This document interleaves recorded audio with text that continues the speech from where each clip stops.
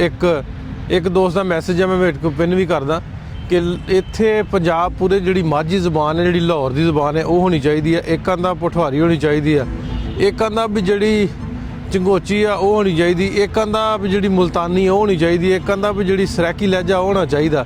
मैं अगे भी पिछले वीडियो च भी गल कीती सी।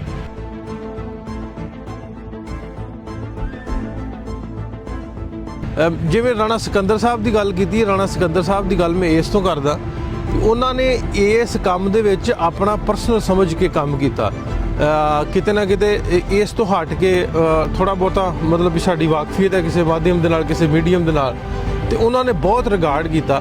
तो मैं एक वीडियो क्लिप भी लाना भी जदों कैबिनेट की मीटिंग सी उहदे विच बैठे सन, बैठे जो पास होया, उन्होंने बकायदा एक मिनिस्टर, एक सूबे का मिनिस्टर, एजुकेशन मिनिस्टर, वो कॉल करके मुबारकबाद देता आंदा भी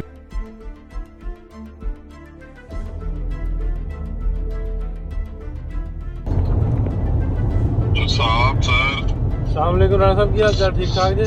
वेख लो खड़ा कितने तक कीते मैं सर ਤੁਹਾਡੀਆਂ ਇਹ ਤੁਹਾਡੀ ਮਿਹਨਤ ਦੀ ਵਜ੍ਹਾ ਨਾਲ ਹੋਇਆ। ਐਜੂਕੇਸ਼ਨ ਮਿਨਿਸਟਰ ਦਾ ਸਾਡਾ ਮਤਲਬ ਹੋਵੇ ਮਾਸ਼ਾਅੱਲਾ, ਪੜ੍ਹਿਆ ਲਿਖਿਆ ਸਮਝਦਾਰ ਤੇ ਹੋਵੇ ਨਾ, ਹੋ ਨਹੀਂ ਸਕਦਾ।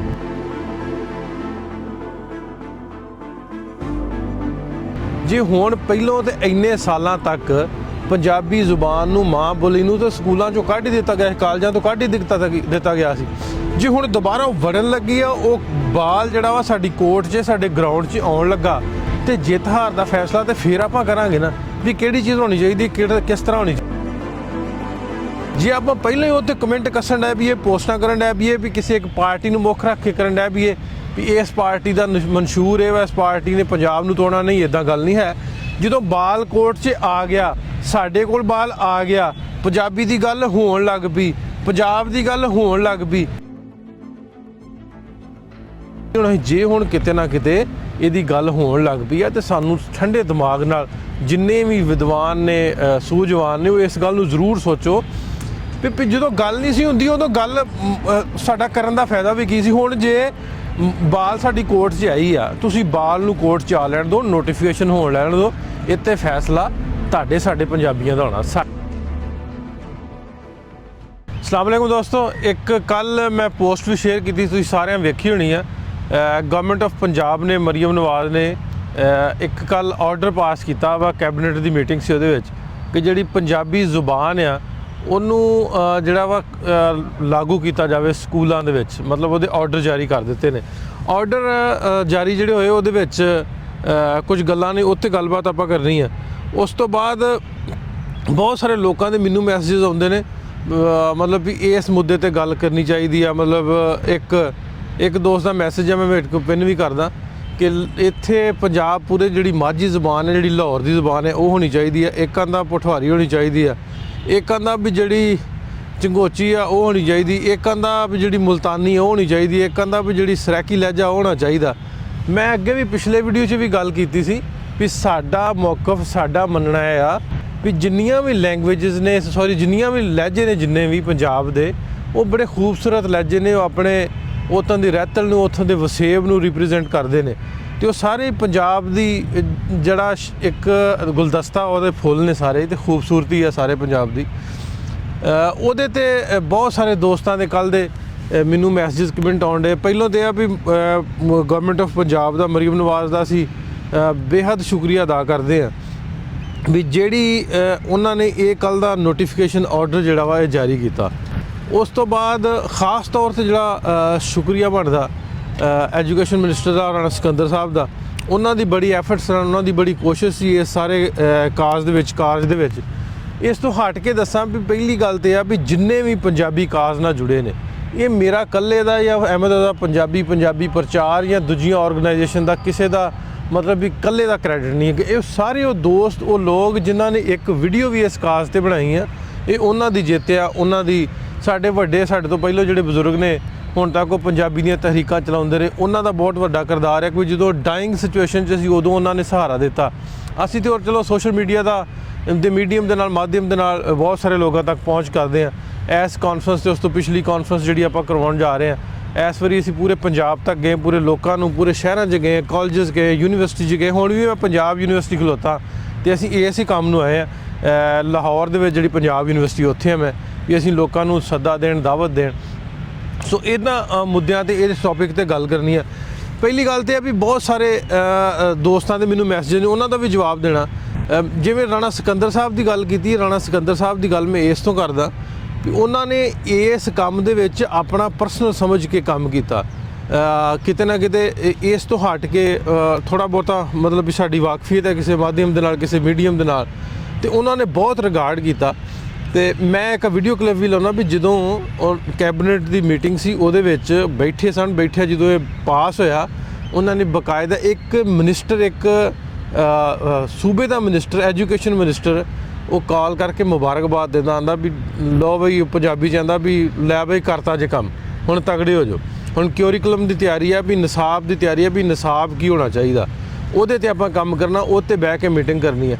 ਸੋ ਮੈਂ ਸਾਰਿਆਂ ਨੂੰ ਦੱਸਾਂ, ਮੈਂ ਕੋਈ ਐਡਾ ਪੜ੍ਹਿਆ ਲਿਖਿਆ ਬਹੁਤਾ ਵਿਦਵਾਨ ਨਹੀਂ ਹੈ। ਇਸ ਮੁੱਦੇ 'ਤੇ, ਇਸ ਮੌਕਫ 'ਤੇ ਅਸੀਂ ਉਹਨਾਂ ਸਾਰੇ ਦੋਸਤਾਂ ਨੂੰ ਜਿਨ੍ਹਾਂ ਦਾ ਬਹੁਤ ਸਾਰਾ ਕੰਮ ਹੈ ਕਿਉਰੀਕੁਲਮ 'ਤੇ, ਇਸ ਨਿਸਾਬ 'ਤੇ, ਉਹਨਾਂ ਨੂੰ ਅਸੀਂ ਇੱਕ ਗਰੁੱਪ ਦੀ ਸ਼ਕਲ ਦੇਣ ਜਾ ਰਹੇ ਹਾਂ।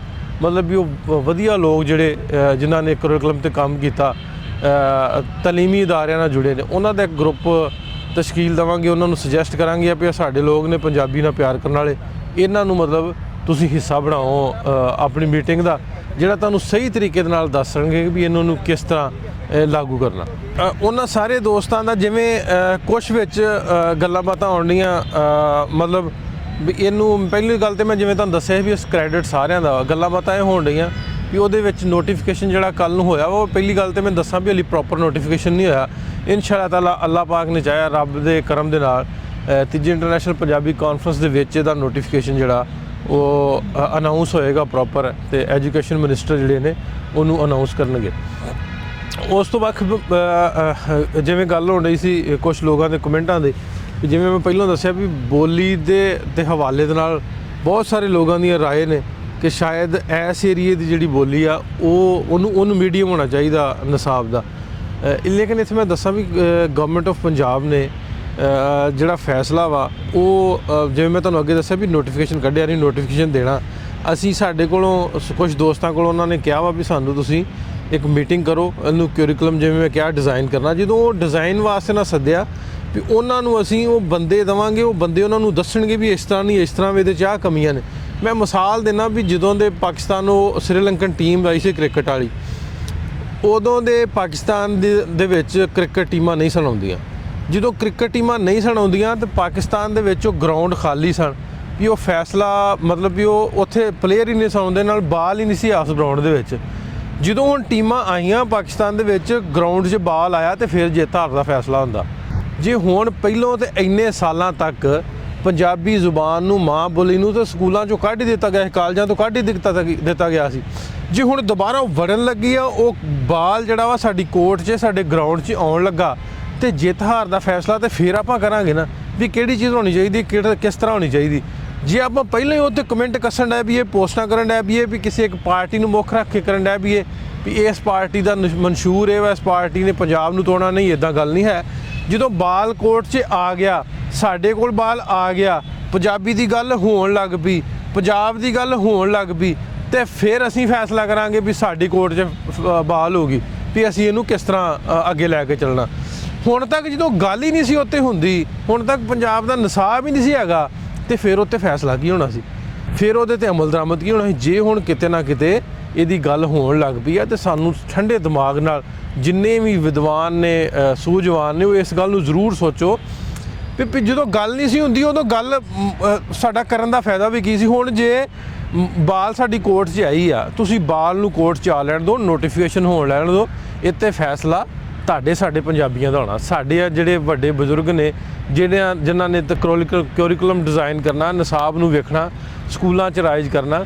ਜਿਵੇਂ ਪਿਛਲੇ ਸਾਲ ਜਦੋਂ ਮੈਂ ਮਿਨਿਸਟਰ ਨੂੰ ਮਿਲਿਆ ਸੀ, ਐਜੂਕੇਸ਼ਨ ਮਿਨਿਸਟਰ ਨੂੰ, ਉਹਨੇ ਆਖਿਆ ਵੀ 300 ਸਕੂਲਾਂ 'ਚ ਅਸੀਂ ਪਾਇਲਟ ਪ੍ਰੋਜੈਕਟ ਦੇ ਤੌਰ 'ਤੇ ਲਾਂਚ ਕਰਨ ਦੇ।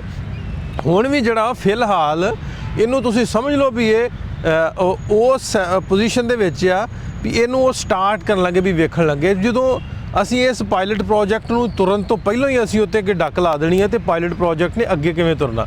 ਸਰਕਾਰ ਨੇ ਕਹਿਣਾ ਵਾ, ਗਵਰਨਮੈਂਟ ਪੰਜਾਬ ਨੇ ਕਹਿਣਾ ਵਾ, CM ਨੇ ਕਹਿਣਾ ਵਾ, ਚੀਫ ਨੇ ਐਜੂਕੇਸ਼ਨ ਮਿਨਿਸਟਰ ਨੇ ਕਹਿਣਾ ਵੀ ਇਹਨਾਂ ਦਾ ਤਾਂ ਆਪਸ 'ਚ ਇਤਫਾਕ ਨਹੀਂ ਹੈਗਾ, ਇਹਨਾਂ ਨੂੰ ਅੱਗੇ ਲੈ ਕੇ ਕੀ ਚੱਲਣਾ। ਸੋ ਅਸੀਂ ਇਹਨੂੰ ਸੋਹਣੇ ਬੜੇ ਸਿਆਣੇ ਤਰੀਕੇ ਨਾਲ ਸੋਚੀਏ ਵੀ ਇਹਨੂੰ ਇਹ ਗੱਲ ਨੂੰ ਇੱਕ ਵਾਰ ਆਪਾਂ ਤੁਰ ਲੈਣ ਦਈਏ, ਇਹਦਾ ਅਗਲਾ ਫੈਸਲਾ ਫਿਰ ਕਰੀਏ ਵੀ ਇਹਨੂੰ ਕਿਸ ਤਰ੍ਹਾਂ ਹੋਣਾ ਚਾਹੀਦਾ ਵਾ, ਕਿੱਥੇ ਕਿਹੜੀ ਬੋਲੀ ਤੇ ਪੰਜਾਬੀ ਬੋਲੀ ਹੈ, ਜਿਵੇਂ ਸਾਡਾ ਮੌਕਫ ਤੇ ਇਹ ਹੀ ਆ ਵੀ ਪੰਜਾਬੀ ਬੋਲੀ ਹੈ, ਪੰਜਾਬੀ ਬੋਲੀ ਦੇ ਕੋਈ ਡਾਇਲੈਕਟ ਨੇ ਸਾਰੇ। ਸੋ ਉਹ ਨੇਟਿਵ ਬੋਲੀਆਂ ਜਿਹੜੀਆਂ ਨੇ, ਉੱਥੋਂ ਦੀਆਂ ਲੋਕਲ ਬੋਲੀਆਂ ਜਿਹੜੀਆਂ ਨੇ, ਉਹ ਬੋਲੀਆਂ ਨਹੀਂ, ਉਹ ਲਹਿਜੇ ਨੇ। ਸੋ ਉਹਨਾਂ ਨੂੰ ਵੀ ਪੜ੍ਹਾਇਆ ਜਾਣਾ ਚਾਹੀਦਾ ਸਕੂਲਾਂ ਦੇ ਵਿੱਚ, ਲੇਕਿਨ ਮੁੱਖ ਬੋਲੀ ਜਿਹੜੀ ਉਹ ਪੰਜਾਬੀ ਬੋਲੀ ਆ, ਜਿਹੜੀ ਪੰਜਾਬ ਪੂਰੇ 'ਚ ਹੋਣੀ ਚਾਹੀਦੀ ਹੈ। ਸੋ ਇਹ ਗੱਲਾਂ ਬਾਤਾਂ ਨੇ। ਅੱਗੋਂ ਗੱਲ ਆ ਜਾਂਦੀ ਹੈ ਫਿਰ, ਜਿਵੇਂ ਮੈਂ ਤੁਹਾਨੂੰ ਕਿਹਾ ਸੀ ਵੀ ਫੈਸਲਾ ਜਿਹੜਾ ਅਸੀਂ ਪਹਿਲੋਂ ਫੈਸਲਾ ਨਾ ਕਰ ਲਈਏ, ਪਹਿਲੋਂ ਇਹਦੇ ਅੱਗੇ ਹੜਚਲਾ ਨਾ ਡਾ ਦਈਏ, ਪਹਿਲੋਂ ਇਹਦੇ ਅੱਗੇ ਅੜਿੱਕੇ ਨਾ ਡਾ ਦਈਏ ਵੀ ਉਹ ਇਹ ਗਵਰਨਮੈਂਟ ਇਹ ਫੈਸਲਾ ਲੈਣ ਤੋਂ ਮਤਲਬ ਪਿੱਛੇ ਹਟ ਜੇ। ਸੋ ਸਾਨੂੰ ਇਹਨੂੰ ਥੋੜ੍ਹਾ ਜਿਹਾ ਗੱਲ ਨੂੰ ਤੁਰ ਲੈਣ ਦੇਣਾ ਚਾਹੀਦਾ। ਜਦੋਂ ਗੱਲ ਤੁਰੇਗੀ ਫਿਰ ਅੱਗੇ ਗੱਲਾਂ ਵਧਣਗੀਆਂ, ਫਿਰ ਹੀ ਇਹਦਾ ਬਿਹਤਰ ਤਰੀਕੇ ਦੇ ਨਾਲ ਫੈਸਲਾ ਹੋਏਗਾ। ਤੇ ਮੈਨੂੰ ਜਿਵੇਂ ਮੈਂ ਤੁਹਾਨੂੰ ਦੱਸਿਆ ਵੀ ਬਹੁਤ ਸਾਰੇ ਦੋਸਤਾਂ ਦੇ, ਬਹੁਤ ਲੋਕਾਂ ਦੇ ਕਮੈਂਟ ਆਏ ਆ। ਹੁਣ ਤੱਕ ਉਹਨਾਂ ਨੇ ਮੈਂਸ਼ਨ ਕੀਤਾ ਵੀ ਉਹ ਇੱਕ CEO ਸਰਗੋਧਾ ਨੇ ਐਜੂਕੇਸ਼ਨ ਨੇ ਇੱਕ ਨੋਟੀਫਿਕੇਸ਼ਨ ਕੱਢਿਆ ਤੇ ਨੋਟੀਫਿਕੇਸ਼ਨ ਦੇ ਵਿੱਚ ਸਰਾਇਕੀਤ ਪਠਵਾਰੀ ਦੀ ਗੱਲ ਕੀਤੀ ਹੈ। ਤੇ ਮੈਂ ਉਹਨਾਂ ਨੂੰ ਇਹ ਦੱਸਣਾ ਚਾਹਾਂਗੇ ਇਸ ਵੀਡੀਓ ਦੇ ਰਾਹੀਂ ਵੀ, ਇਸ ਵਲੌਗ ਦੇ ਰਾਹੀਂ ਵੀ, ਇਹਦਾ ਹਲੇ ਜਦੋਂ ਆਪਾਂ ਸਿਆਣਿਆਂ ਨੂੰ ਬਿਠਾਵਾਂਗੇ, ਜਦੋਂ ਅਸੀਂ ਆਪਣੇ ਸੂਝਵਾਨਾਂ ਨੂੰ ਸਰਕਾਰ ਦੇ ਕੋਲ ਬਿਠਾਵਾਂਗੇ, ਉਹ ਉਹਨਾਂ ਨੂੰ ਸਹੀ ਤਰੀਕੇ ਦੇ ਨਾਲ ਗਾਈਡ ਕਰ ਸਕਣਗੇ, ਦੱਸ ਸਕਣਗੇ ਵੀ ਇਸ ਤਰ੍ਹਾਂ ਨਹੀਂ, ਇਸ ਤਰ੍ਹਾਂ ਹੋਣਾ ਚਾਹੀਦਾ। ਸੋ ਮੇਰਾ ਮੌਕਫ ਇਹ ਆ ਵੀ ਇਹਨੂੰ ਥੋੜ੍ਹੀ ਜਿਹੀ ਗੱਲ ਨੂੰ ਤੁਰ ਲੈਣ ਦਿਓ।